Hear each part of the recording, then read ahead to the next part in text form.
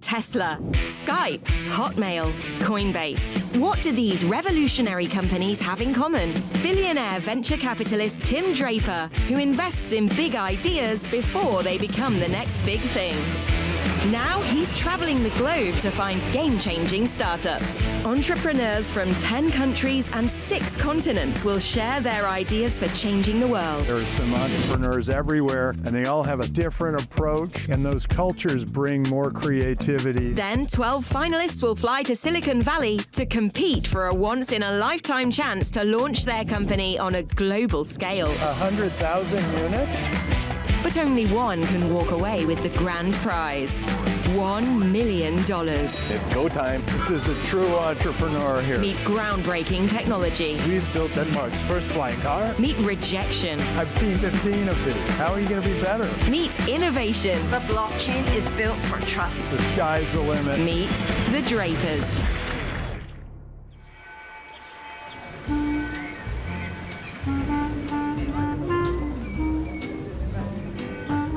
Hey, we're here at Paris Blockchain Week, and we're meeting a bunch of the entrepreneurs here. I just gave a talk and sang, which was like mixed reviews. You started this snowball from the top of the hill. We really are seeing a lot of great entrepreneurs here. My name is Anthony, and I'm the co-founder and CEO of Sneakmart. It's a token-gated experience leading to physical sneakers and streetwear drops. Alexandra Mikituk, I'm the founder and CEO of Staex. It's a very unique Web3-based identity protocol. My name is Cameron, and I'm the CMO of Bubblemaps. Hello, my name is Nick, co-founder and CEO of Bubblemaps. We've created a brand new vision for blockchain data. Jana Schmeekal from Xwares. We're a digital wallet that is specifically built for Bitcoin. Ilan Nabe and Playmakers. Allowing the players to submit content from their games. There is a need for on-chain data that is easy to understand and digestible. I think Sneakmart, I eat Sneakmart, I sleep Sneakmart, I love Sneakmart. I just enjoy working with people that are sharing this vision. The world is changing, right? You need companies like us. For me, it was really an opportunity to just turn the industry upside down. What would it mean to you if you won this $1 million? Of course, I would be proud of winning that, but I know it's just that's the first step. For me, it means having somebody as part of my vision, my team, that is very forward-thinking, very supportive. I think my dad will probably be the most proud. Potentially having the opportunity to work alongside Tim, to be able to get advice from him, I mean, that's even more valuable than $1 million. We would be super proud, actually, to go to that whole process, and it would be a superb and fantastic opportunity for us. Clearly, I'm going to have a very big day.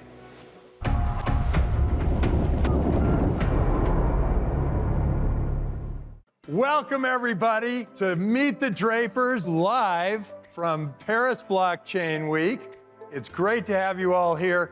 We have some amazing entrepreneurs here for you to hear from. But before we talk about the entrepreneurs, we have some amazing guest judges. We always adopt the guest judges into the Draper family. First, on my right, I would like to introduce Lars Seier Christensen. He's the CEO of Seier Capital and co-founder of Saxo Bank. But he is also the owner of, get this, the #1 restaurant in the world. Geranium was just ranked #1 restaurant in the world. Welcome to the show, Lars Seier Christensen Draper. What are you going to be looking for as you interview these entrepreneurs? Absolutely critical is who are the people? Do they complement each other? And then, of course, it's the scalability, which is so great about this particular industry, that if you get it right, it's very scalable, and I like that. Now, to my far left, we have Michael Amar, and Michael is the chairman of Paris Blockchain Week, and it's an enormous success. Now, Michael Amar Draper, tell us a little bit about why Paris Blockchain Week has been such a success at this particular moment. I think it's a moment where we need to regroup, restart, and try to think big and how we can get from the 25 million wallets to a billion wallets in a few years from now. And to my immediate left is Samantha Bohbot, and she is the Chief Growth Officer and Investor at RockawayX. I'm looking for commercial instinct, and I think the first part of that is the team really understands their user, and especially if they're competing with someone bigger, that they understand their users better than the competition. So with that, let's bring on our first entrepreneur. But before we do, let's see what's going on behind the scenes. Are you telling me? No. No. Check. Check. Okay, so none of these are None of these are relevant for me. I always wanted to do something different. I always wanted to kind of stand out of the crowd. I was attending this university. Everybody had kind of the path lined up. Something inside of me, maybe coming from a small town, small village in Czech Republic, was always like, hey, I want to be a little bit different. I'm a little bit more entrepreneurial. I'm looking for personal challenges all the time. And so I just wanted to be different. Right after college, I moved out of my country. Many people thought I'm crazy. I went to China. I was 21 years old, 22 years old, and I moved into a different country. I didn't speak the language. And so you're basically going through the challenge of just surviving every single day. I think this kind of experience really shaped me, and I think it's very beneficial for me as an entrepreneur. I've always struggled to explain what I do in my life to my parents and to the people close to me. There has been a lot of situations where I wanted to give up. If you really believe that what you're doing is long-term relevant and it's kind of your North Star, then the persistence is very important. Even though sometimes it can be hard, I kind of tell myself, hey, I really believe in this long-term. I think what we're building is really needed. And so it's just a matter of time before people realize that as well, if we do a good enough job, if we build a good enough product.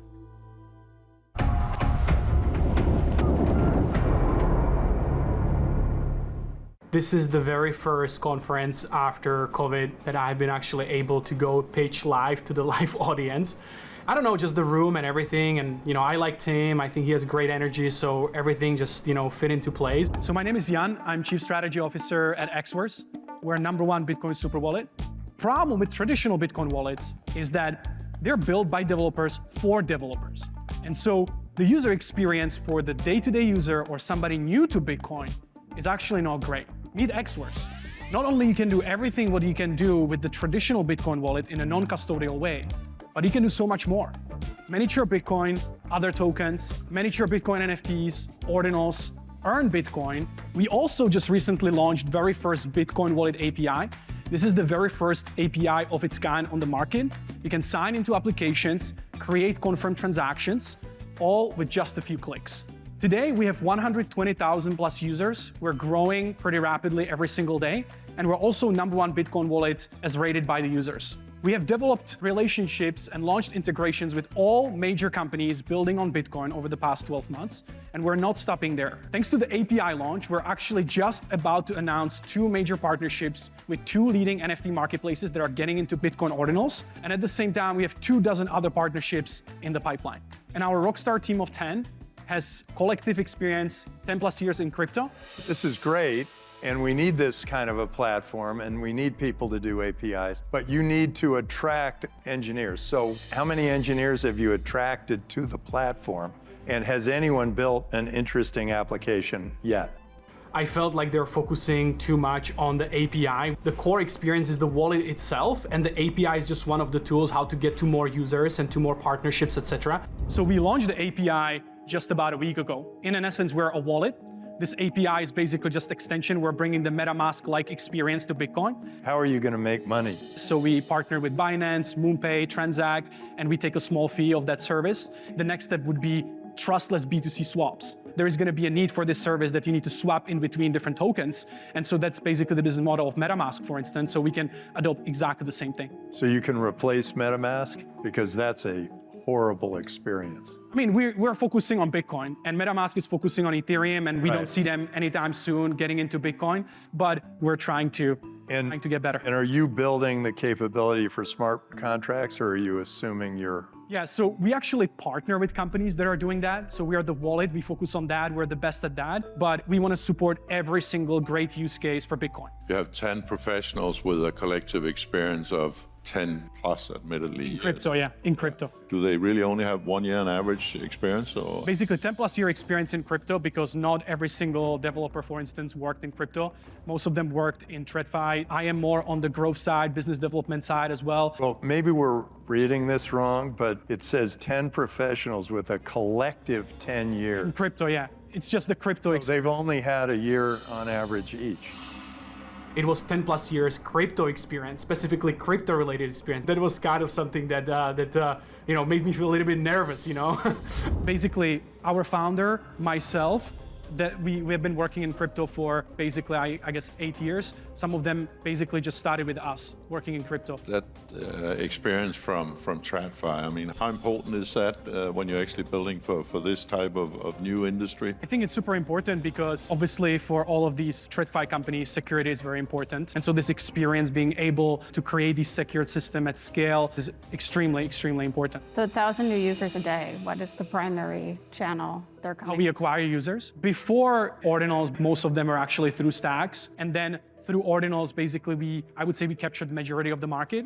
For the other blockchains, I think the number one priority for them is to make it, seamless, right? Yes. Are you going this direction? There's always a balance. If we make things too easy, then people can easily make mistakes and maybe transfer their assets to a different wallet that they're not supposed to do. Obviously, we want to be as user-friendly as possible, but we also want to make sure that people really understand what they're doing and that there are some safeguards before you can potentially make a mistake. Terrific, Jan. Thank you so much for coming on Meet the Drapers. Well done. Thank you. Good job. Make it happen. I definitely think that I gave it my best in a sense in that moment. I don't think that there is something that I could do differently because I really practiced for this quite a bit. But after hearing, that feedback from the judges, maybe the pitch wasn't done in a way that they understood 100%. And so that's definitely something that I need to keep working on.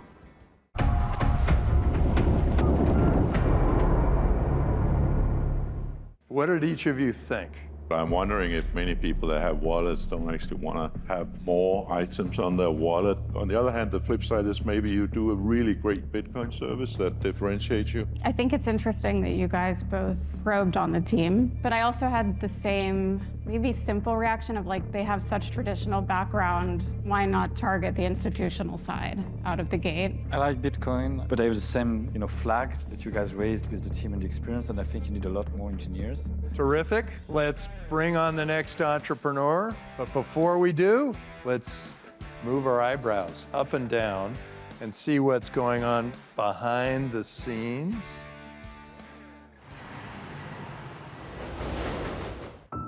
We as women in this area have to prove ourselves. I needed to work, I would say, double the time to be heard, to be at the table with my male colleagues. One of my coworkers that I worked with, he told me, you also have to create these communities because men are sticking together, we're helping each other. You have to leverage this power for the female community. And this is where I also myself in Staex, we have 50% female founders and coworkers today, which I'm very proud of. And this is what I remind myself every day how hard it was for me, so that we have to support each other and help each other. I think that every entrepreneur has their own way. I got to this after an extensive experience within the corporate environment, so I guess my challenge was to jump from the safe life to the very unknown entrepreneurial world. This jump was tough because I had a lot of self-doubt. So I'm not doing this for money. I discovered something within me, and this is what drives me every day. This jump, I think I never regretted, and that was the best decision that I made in my life. I learned so much in the last years. I really want to inspire people to follow their dreams, so I really want to put it out there, and I really enjoy the journey. Coming up on Meet the Drapers. Give me exactly what your customer does with your application.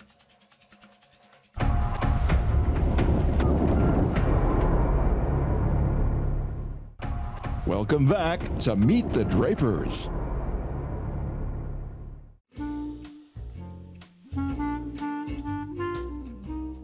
The This is my first time in Paris. A lot of incredible people, a lot of great entrepreneurs. Super excited to be here and understand, what the ecosystem is like here. The startup ecosystem here in France is pretty exciting. It's probably the most exciting entrepreneurship space in Europe. Paris is growing like crazy, attracting very, very talented people. Venture capital funds are also getting bigger and bigger here in France. So I felt like we are equal compared to London and to Berlin, which have been more advanced in terms of startups in the last few years now. And that's also only meant to keep growing in the next years. The entrepreneurship ecosystem is amazing, especially here in Station F, which is one of the world's biggest startup campus. It's an amazing space. I recommend anyone check it out. It's great.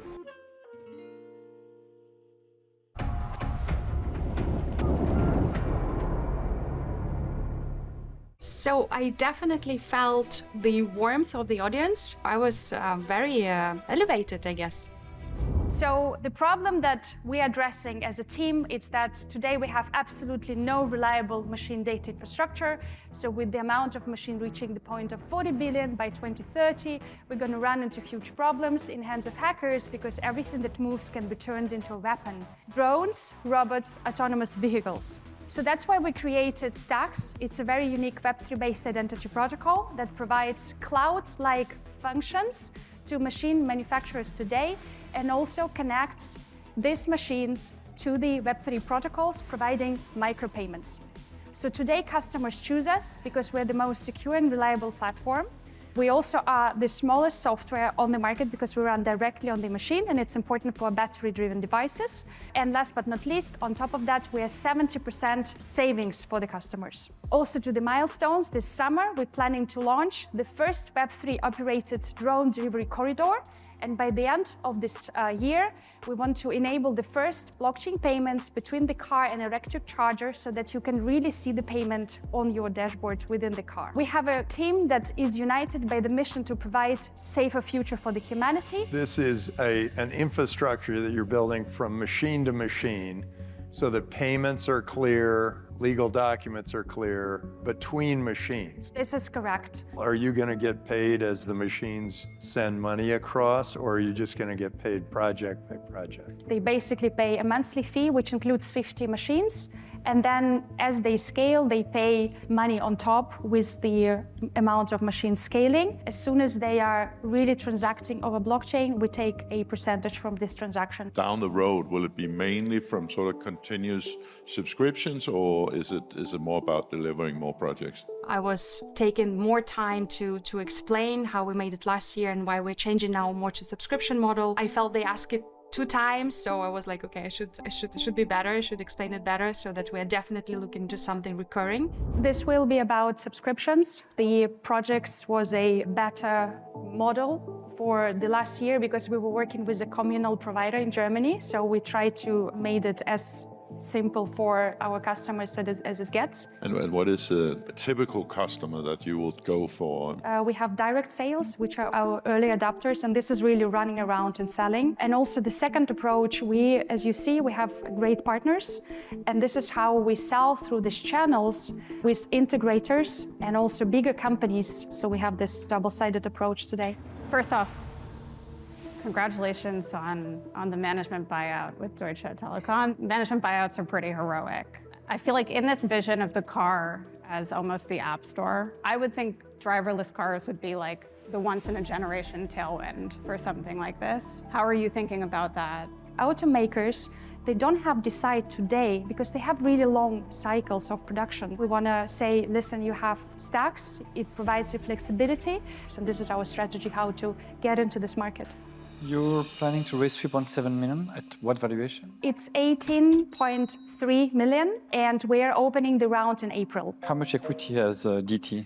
This is not the actual shares. This is the virtual ownership that is directly made with founders. Tell me about your team. So Paxi is actually an award-winning entrepreneur. She IPO'd a networking company in Silicon Valley. Alex delivered a multitude of projects for automotive companies in Germany and scaled huge teams. Myself, I led a blockchain team in Deutsche Telekom, and I got there because I was doing a PhD in security at Technical University of Berlin, and I was working on wallet security. Give me exactly what your best customer to date does with your application. And I got a little bit confused because I needed some time to get what he said. So the best customer provides an off-grid charging infrastructure, mobile chargers that they are placing cross-country. Whatever happens, the system doesn't go off. So the hackers will have to take down all of the stations so that nothing works. That's why they've chosen us. Terrific, Alex. Thanks so much for being on Meet the Drapers. Thanks, Tim. Thank you. Well done. Good job. We like to say in our company, we get what we need, not what we want. So I'm really excited to be on the show, to be promoted already. So I thought it's already a win. So I was very, very chilled. I just really enjoyed the experience.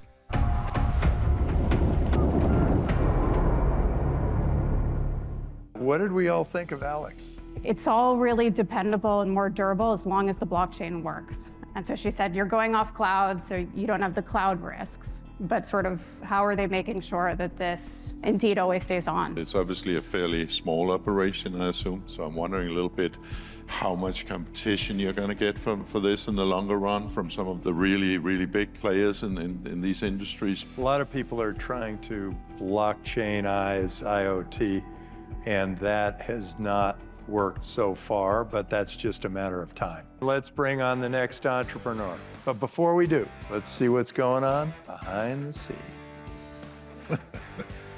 I can't compete with that. I think your eyebrows are quite impressive. Thank you, thank you.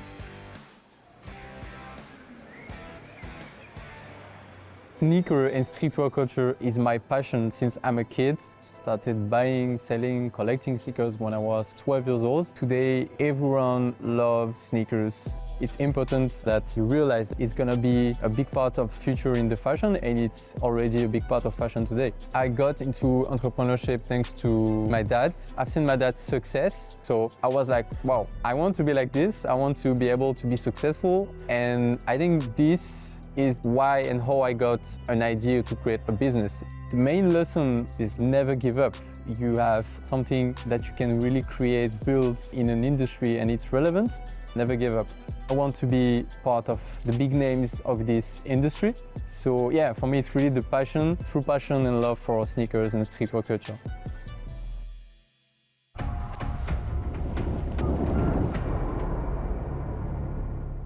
I was a bit stressed, but also confident because I'm passionate about sneakers, streetwear, I know my product, I know the market, I have a mission, and I know how to explain this mission. Hi guys, my name is Anthony and I'm the co-founder and CEO of Sneakmart. And as you can see maybe on my feet, I am a big sneaker fan. And now I am nearly homeless because my mom wants to kick me out of the house because I own too many sneakers. The global sneaker market in 2022 is worth $85 billion. To realize that traditional sneakers and streetwear drops mechanisms are broken. That is why we decided to involve our existing community members to create MetaKicks. MetaKicks is a token-gated experience leading to physical sneakers and streetwear drops, involving Web3 technology and most precisely NFTs. The MetaKicks are 3D animated sneakers we are creating with their own animations, rarity, storytelling. They are the tokens. Thanks to these tokens, you can unlock access to physical sneakers and streetwear drops. The first MetaKicks drop we did was sold out in 30 minutes, generating $85,000, sold as a private drop exclusively to the Sneakmart community members. We first launched the Sneakmart app in 2021 on the French market as the first community streetwear app where members can join the community, exchange thanks to some key social features, but also buy and sell streetwear goods, brand new and used ones. We are paving a brand new way to consume, collect, access streetwear goods through a fun and unique token-gated experience. We did 100k euros revenue in 2022. We are now growing and raising a 1.5 million euros round to scale our design, tech, and marketing team. It says 600k euros. Is that revenue yours, or is that just the community has bought $600,000 worth of NFTs? So this part is not linked to the NFT side of things. It's the volume generated by our members on the peer-to-peer marketplace that we've built for them on the Sneakmart app. Because one of the features on our app is that you can buy selling sneakers, physical sneakers, streetwear goods, clothing. Can you tell us a little about the tools to help other people, like on the periphery, other sneakerheads who aren't just tech savvy, become creators? I think we can definitely bring more people in And one thing super important is that within this whole creative process, as for the designs and even from the feature crafting at the beginning, it was co-created with an existing community. So we're always involving members and building a product that they truly want to kind of eliminate this frustration. Now, if I buy one of these NFTs, does that entitle me to a pair of sneakers? There is maybe like a small confusion. Are the NFTs visually linked to a physical product, or it's like just a token, like a pass or something? That would be great to clarify this point, actually. At the beginning, the MetaKicks tokens are not linked to a specific sneaker. It's like a membership. You can get access to exclusive drops. Secondly, we are onboarding brands and artists on specific type of drops. The buyers of this drop, the physical sneaker, they customized online with 2D animations, but they also buy the MetaKicks version. So here you have something that is linked to a specific Which do they pay more for, the sneakers or the virtual? It was within the same price point, so they paid one price. Roughly, you paid double for your sneakers. Not double, because it was a fair price, honestly.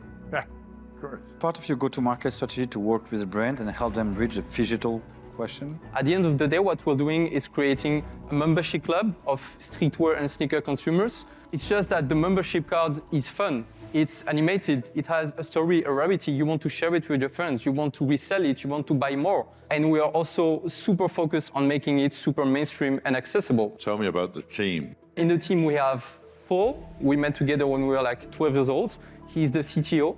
Then we have Martin, he's like the tech lead. And then we have Atabak, and he's the creative genius behind everything you can see. The assets, the UX, the UI, everything. So we have like a killer team. Terrific, and this show actually might sell some of these NFTs. Well, Anthony, thanks so much for coming, being on Meet the Drapers. Thank you very much. Great job. Pleasure to meet you. It was a stressful day because there was not only this pitch, but another pitch. So a bit stressful, and I was like, all right, it's almost done. You didn't say some weird things, so you can be proud, and yeah. Coming up on Meet the Drapers. Have you even done market sizing?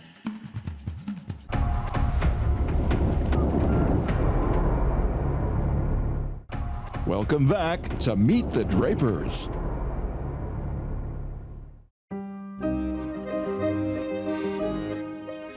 I'm from Paris, and Paris is an amazing city to build startup. Paris is getting more and more structured in terms of startups. We have like super talented people joining the startup ecosystem, engineers, developers. There's plenty of companies building there for a reason, because there's plenty of helps and there's plenty of initiatives, and it's a very dynamic ecosystem. Thanks to Station F and this type of hub and ecosystems, a lot of tech startups are now based in Paris.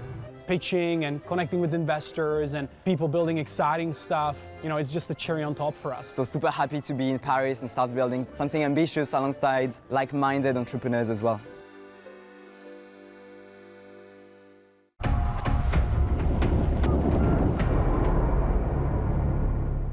So what did you all think of Anthony and Sneakmart?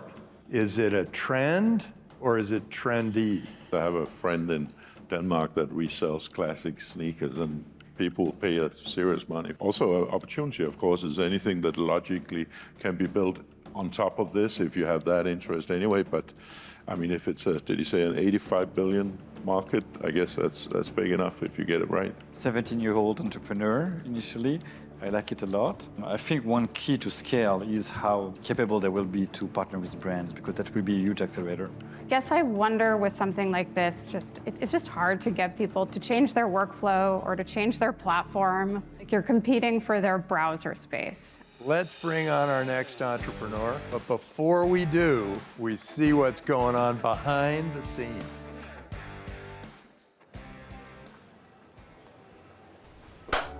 We met online.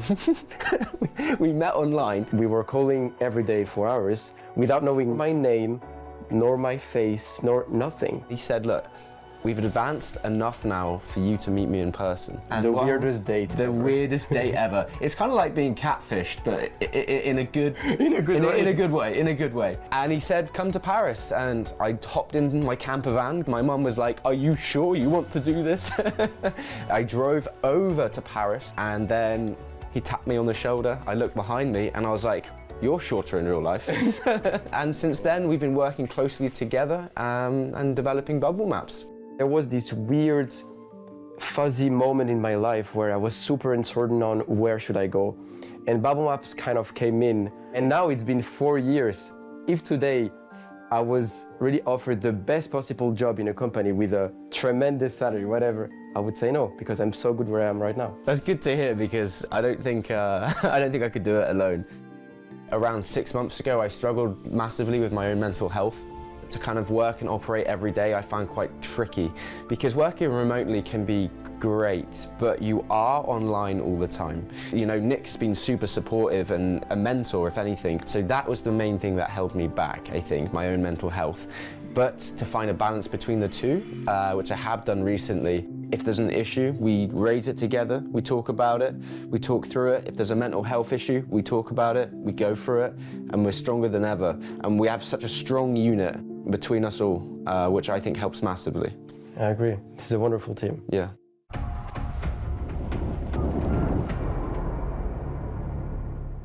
Let's bring on the next entrepreneur.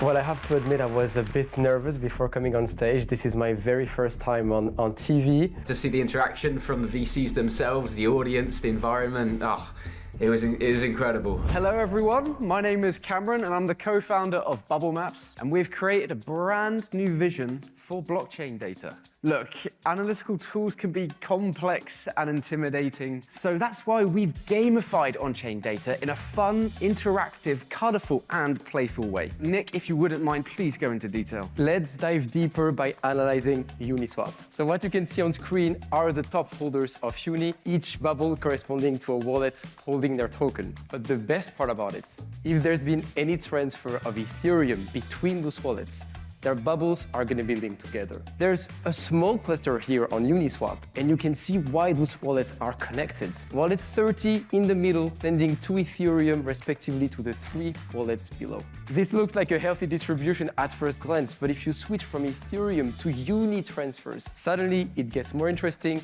The orange cluster in the middle is particularly important because all those connected wallets belong to A16Z, Andreessen Horowitz, one of the biggest investment funds in the world. And with 4% of the supply split amongst 10 wallets, they have enough power and influence to control any votes. This is but one of many, many use cases to Bubblemaps. Wash trading, wallet manipulation, wallet splitting, private sales, pre-sales, marketing wallets, team wallets. The list is truly endless. So this is great. Is it more of a reactive thing like, hey, we think we've got a problem? Or is it more of a proactive thing like, hey, I want this data ongoing for a long time? Oh man, that's such a good question because it works in both ways, because tokens want to prove how transparent they are. If they have a distribution which is healthy and it supports growth, you know, there's no large transfers or anything like that, then it's amazing. So tokens like that. But also, you know, tokens are afraid and scared because suddenly they can see their distribution in a way they couldn't before. How big is the market for something like this, or have you even done market sizing? Do you know that there is more people playing badminton worldwide than people in DeFi? So that goes a long way to tell you how did you know that?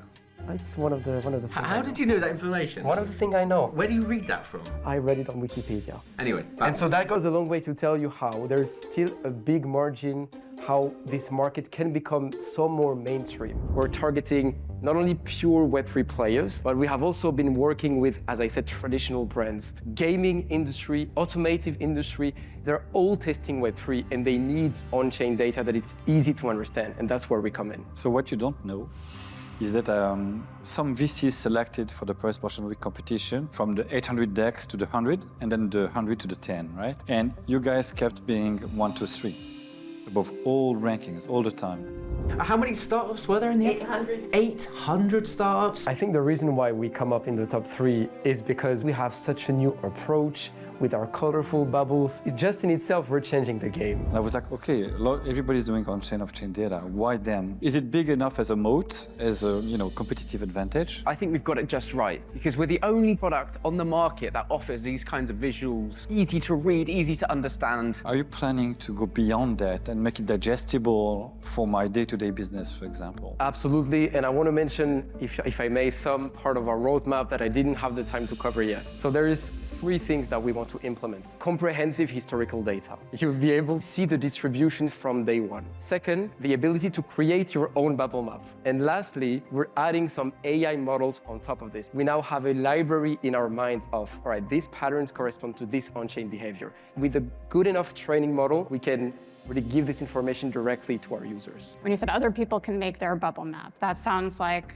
tools for data scientists. Yeah. Versus the other side that's more just provision of data. Exactly. Do you think these two businesses are complementary? Like, can they sit under one roof? I do agree that building your own bubble map from the start is more for advanced users, but by allowing users to build their own bubble map and then share their own bubble map to their communities, to their friends, to their investors, suddenly I think we can see an explosion of use cases. I mean, I spent most of my life servicing traders, right? People that wanted to trade foreign exchange, derivatives. I think there could be a very large market for that if it had any significant information value for a trader. That's really something that we want to add into the pro reporting, because this pro reporting is going to be the next generation of on-chain analytics. You've seen only the bubble map so far as it is pure and bubbly, but we're adding many metrics as we progress to add an even deeper layer of information on top of what we've built. Terrific. Well, thank you so much, Nicholas and Cameron, for being on Meet the Drapers. So much. Great. Thank you. Good job. Well done.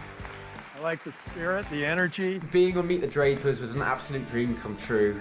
To us, Bubblemaps means so much, and we want to take this to the next level. This was an incredible journey to participate in the Drapers, and we'd love to push it more. We'd love to go in the US. I'll see you over soon on my motorbike. How about that? That's good. Let's go.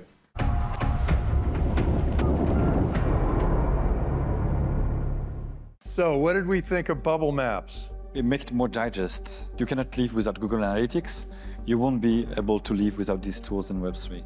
I love the visuals and I'm a data science nerd, so it hit home. I guess I wonder how many of those VCs have invested before in a data company that makes money. When I was trading foreign exchange with hedge funds and investment banks and big traders, you were always trying to guess what people's hands were, right? And if this is the equivalent of knowing all the positions in a foreign exchange market, I can at least tell you in FX, I could have made a lot of money by having that information, right? I'm a little concerned about the market size. I'm a little with Samantha on this, where if it grows, it will grow to a certain size and then flatten out, unless it does have this retail interest. With that, we have one more entrepreneur.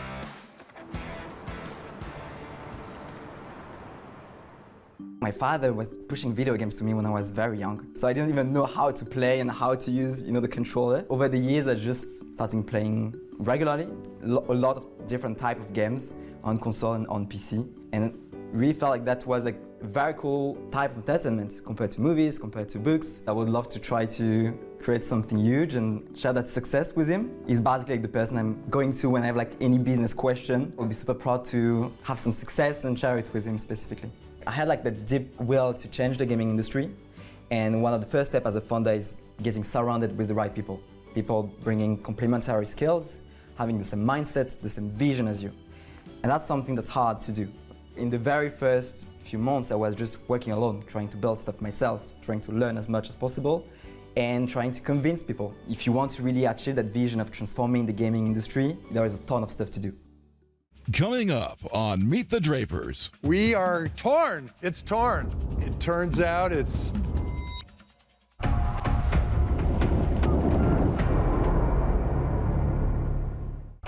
Welcome back to Meet the Drapers.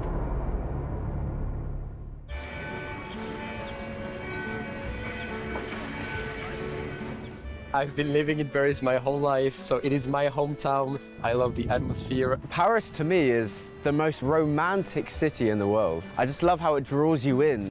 Paris is very different, I would say, in terms of lifestyle and city. It attracts a lot of talent. Personally, like every time I work in Paris, I'm just in awe looking at the buildings and the monuments. Paris is just like very, very cool place to live, and so I'm not surprised that it's attracting the best talents in the world today. The city is just beautiful.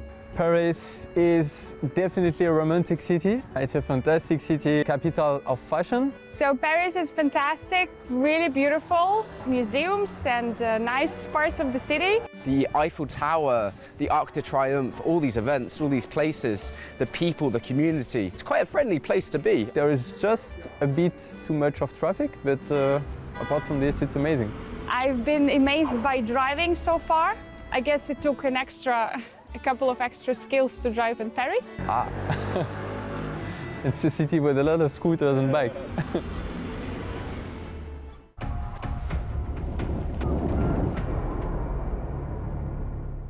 Welcome. Tell us who you are and give us your pitch. So we were super excited and surprised when we learned that we would be the 5th company pitching on stage. There was supposed to be only 4 companies. People came to me and told me, hey man, you need to get ready because you will be on stage in a couple of minutes to pitch in front of everyone and on TV. So a lot of excitement, I would say, being able to share my story and what we have been building for the past few months.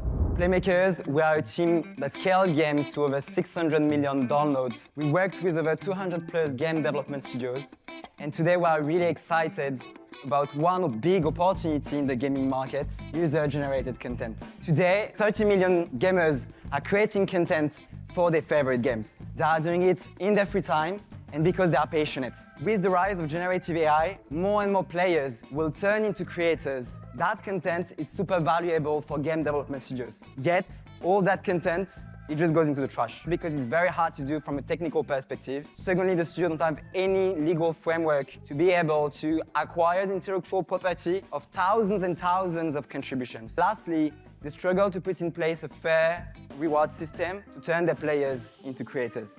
We built a platform to help game development teams to capture user-generated content from their game automatically and implement it in a super easy way. How does it work? Basically, we are allowing the players to submit content from their games. That way, contributing becomes part of the gaming experience for any games. In the backstage, what's interesting is that we're able to audit the contribution from a technical perspective. As the last step, the studio can get the asset on its game engine via an API call, and they can reward the creators financially via the blockchain by acquiring the intellectual property. This basically means that we're allowing studios to release more content at a faster rate, at a lower cost. We're on track to release 2 games for the next quarter. We're building the foundation of a new game creation workflow. How can you curate the content so it's not just a bunch of garbage? So what I didn't mention is that Playmakers, there was also a social layer. So when you are submitting that content, Samantha could upvote or downvote it if she likes it. And at the end of the month, the studio can check what's the top 10% of the contribution that the community liked.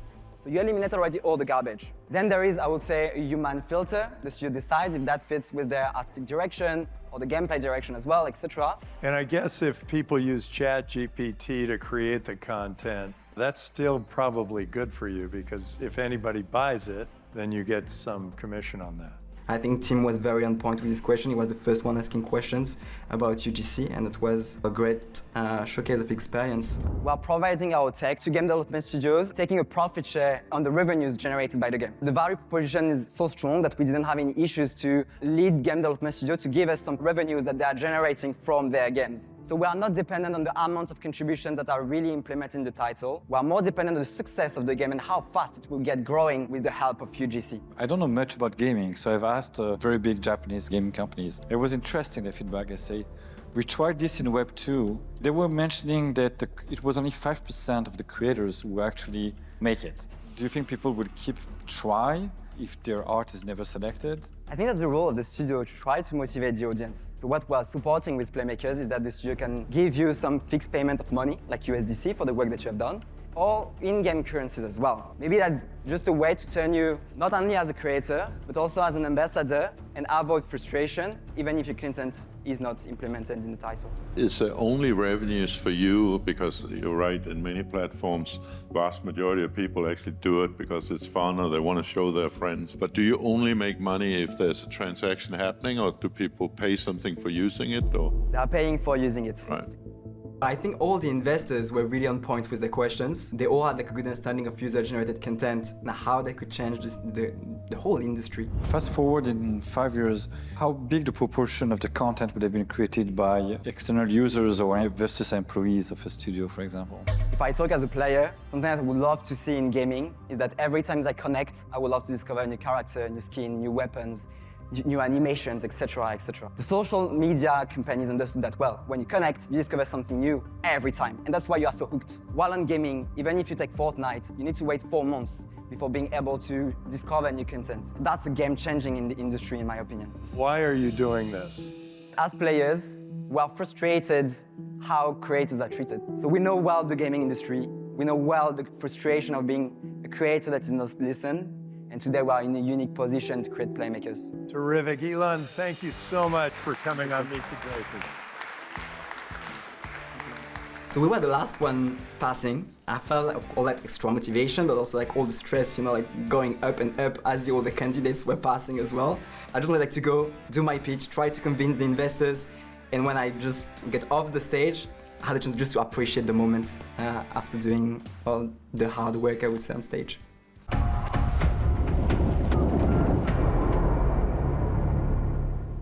So, what did everyone think of Elon and Playmakers?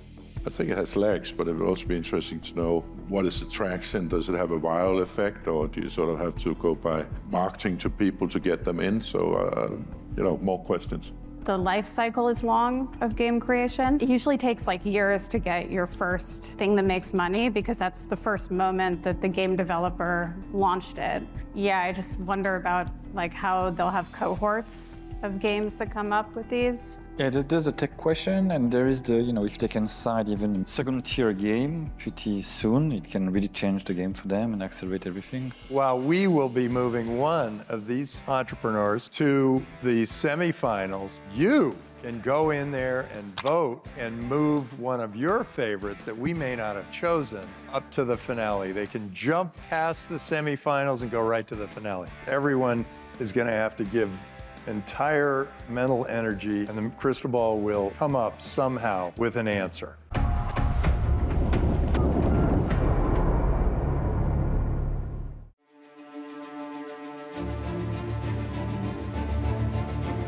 Okay, well, let's start with UX first. We really definitely need an API for Bitcoin. There is no question in my mind this is really important. You have competition that might be coming, and you've got to get designers to design to your API, and that's going to be a challenge. Staex, Alexandra, we were really impressed with your presentation. The machine-to-machine opportunity is a big one, but a lot of people have tried this and they have not succeeded. Sneakmart, you've got great energy, you love sneakers. It's clear this is exactly where you were meant to go. We're all a little concerned about how big your market is, but it's kind of an interesting opportunity, and you might have been a fan favorite here. Bubblemaps, the opportunity seems sort of like an obvious one. I know other people are working toward this, but you do have a clear market that you're going after. I'm still concerned personally about the market size. Elon, the game, we know that this is coming. The concern is that you might be able to get the small games, but it might be difficult to get the big games because they might want to do it themselves. Fortunately, it doesn't have to be up to me. We're going to find out from this very strange and very unusual crystal ball. Send your vibes, send your vibes. We are torn. It's torn. It turns out it's Staex and Xverse. You two are going to the semifinals. Congratulations. Well done. After the feedback, I was like, maybe we didn't make the cut, you know? And so obviously I was kind of surprised and excited, and it's just a good match. It gets sometimes really tough for women in this space. So this is really cool, and I hope that we can set this example to a lot of little girls out there. This was amazing. Tim, your kids, grandkids are gonna wear sneakers and streetwear for the rest of your life. So you should invest in the company. I currently live in a camper van, so to take that to America, That's true, though. just go and explore America would be a dream of mine. Would you take me in your van though? Maybe I'll think about it. Maybe an extension at the back. Of course, of course. The value proposition that we have is very strong. So if you want to build the future of gaming and of entertainment, well, just vote for us, for Playmakers. See you next time on Meet the Drapers!